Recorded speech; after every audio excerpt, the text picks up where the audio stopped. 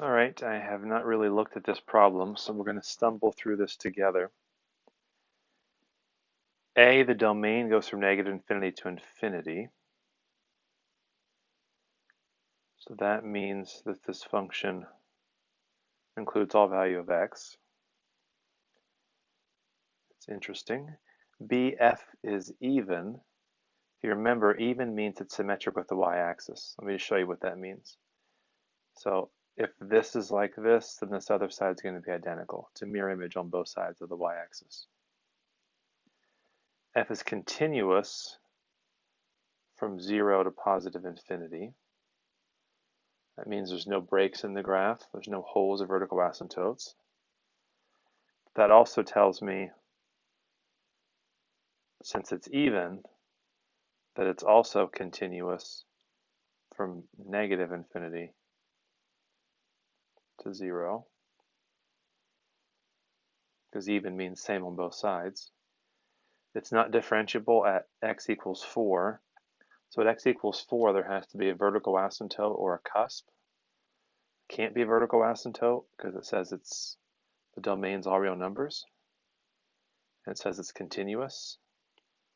So that means it's going to be a cusp. Could look like this. Could look like this. Could look like that. Lots of different ways a cusp could be. E, as x approaches positive infinity, y approaches 7. That means there's a horizontal asymptote at y equals 7. That's one thing I know for sure. I'm going to put that on. If you remember what a horizontal asymptote is, that describes the end behavior of the graph. Your curve can touch a horizontal asymptote, but it describes the end behavior. Well, keep in mind, if this is true and it's even, that means as this goes left forever, it's also going to approach 7. So the end behavior is getting closer to 7.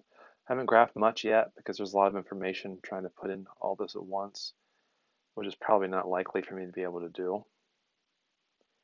So not differentiable at 4. Let's go back to this one. I'm just going to draw some kind of a cusp here. This is going to change. So I wouldn't draw that in dark pencil, but I know that as it gets closer to 4, there's a cusp, and then as we go right forever, it gets closer to 7. It's going to be identical on the left side as well. I'm just going to draw one side at a time. Here it says f prime is bigger than 0 from 4 to infinity. That means that it's going up from 4 to infinity. So in order for it to go up and approach the vertical or the horizontal asymptote, it may look something like this.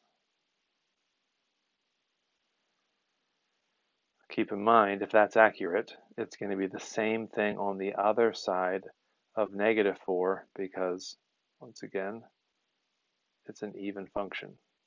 Those should be mirror images. Probably not perfect how they are right there, but that's the idea. So I've got this done for sure, but I might have to change it. F prime is less than 0. Keep in mind what F prime means. It means the slope. So let's go back to this one real quick. The slope is greater than 0 means that the graph is going up. For this to be even, it means over here, it's as you go to the left, it's going up. So it's actually decreasing over here on the left. But for it to be symmetric with the y-axis, it would look something like that. This one here, f prime is less than 0 from 0 to 4. So that means it has to decrease like this. It's continuous, so it's going to end here. Once again, I may have to move this at some point, but let's put her there for now. Symmetric on both sides, so let's say that it's like this. F double prime is greater than 0 from 0 to 2.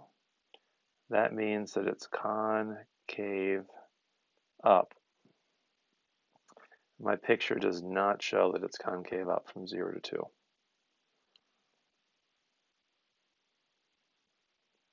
So this definitely needs changed. This here, I'm going to combine that with this other part.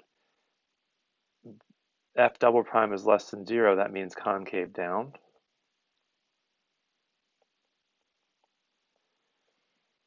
So let's do that from 0, from 2 to 4. Has to be concave down and decreasing. Now, keep in mind, why did I pick this spot here? Well, this could be lots of things. It could be that, could be up here like this, could be up here like this. We don't really know. We'll never know all the particulars, but we just know parts of things.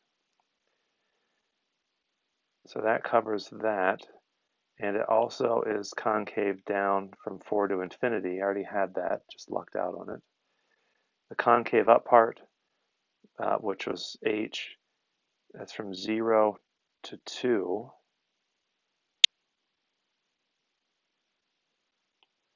So that could look something like this. And once again, this left side is going to be identical, a mirror image. I'll get to that in a minute. Let's just go back and see if I've covered all these things. So the domain goes from negative infinity to infinity. So there must be a y value for every x value. I feel like he made a mistake on this problem because, let me tell you why. Unless I'm thinking of this wrong, I feel like this is a contradiction to this right here.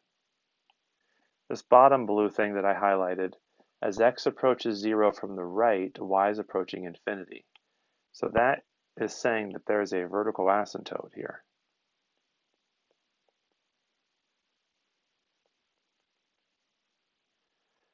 If there's a vertical asymptote, and it's concave up from 0 to 2, it's going to look something like this. Emphasizing that point, saying that's where the concavity is changing. That's an inflection point. So let me just repeat this on the other side, and then we'll go through each thing and see if this has been done correctly. I think I missed that. Just trying to make it the same as the other side.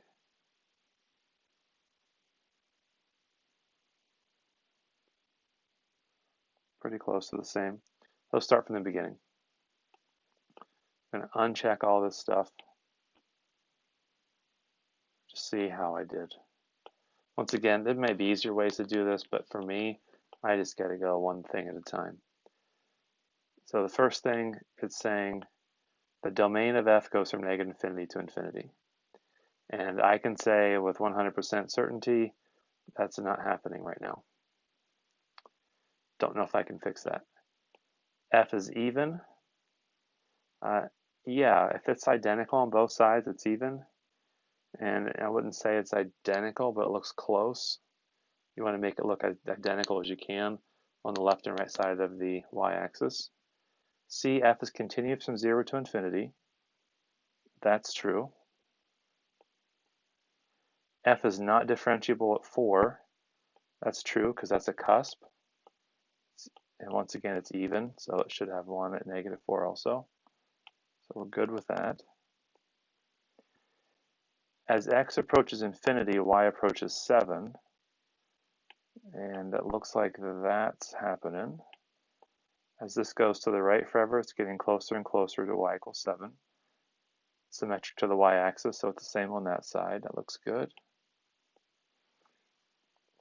As x approaches 0 from the right, y is approaching infinity.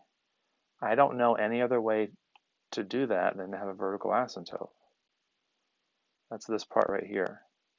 It's got to be the same on this side because it is an even function. F prime, that means the slope of f, is greater than 0. It means it's increasing from 4 to infinity. That's what this part is here. As you go to the right, it's going up. It's symmetric to the y-axis, so it's the same over here. So I'm confident that that's correct. F prime is less than 0 from 0 to 4. It means it's going down from 0 to 4. confirmed. F double prime, that's talking about the concavity, is bigger than 0. It means it's concave up from 0 to 2. And I concur. I have this concave up from 0 to 2. Cool with that. I, the second derivative, is less than 0. It means concave down from 2 to 4. Check. And from 4 to infinity. Check again. Now there's two things now I'm not 100% certain of. One, is my picture exactly symmetric with the y-axis? It isn't, but I could add some ordered pairs in here. Like for example, this is negative 5, 5. So 5, 5, which is here, that should be up just a little bit. I'm not sure what your professor is going to look at. But all this being said, this graph is contradicting part A. For A to work, this function has to connect up here, but it can't because this says it's approaching infinity. So either I'm an idiot or this actually can't be done. If we ignore A, then this thing's correct.